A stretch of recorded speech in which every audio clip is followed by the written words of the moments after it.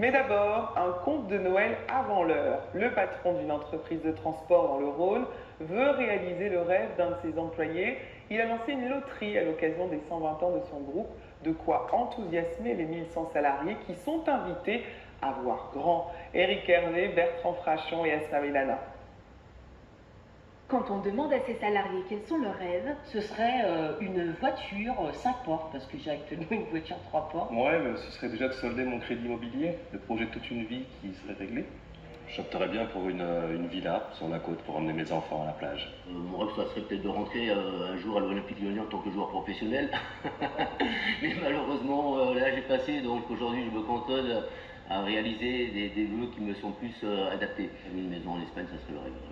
Reste à savoir si leur patron pourrait assouvir leurs vœux, car ce PDG d'une société de transport a décidé pour les 120 ans de son entreprise de réaliser le rêve de l'un de ses 1100 salariés.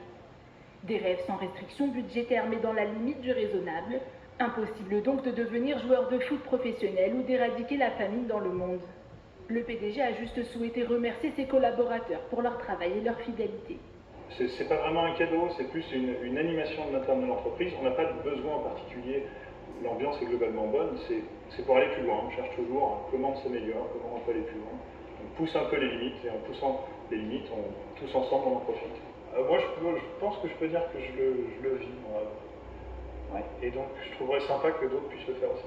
Pendant un mois et demi, un camion de l'entreprise sillonnera les 33 agences du groupe en France et en Allemagne, de quoi motiver l'ensemble des salariés. Il y a vraiment un impact à tous les niveaux, que ce soit premièrement au niveau du personnel et bien évidemment des futurs collaborateurs que l'on souhaite recruter dans les jours ou les années à venir. Et aujourd'hui, on a de la peine à recruter malgré le bien-être de cette entreprise.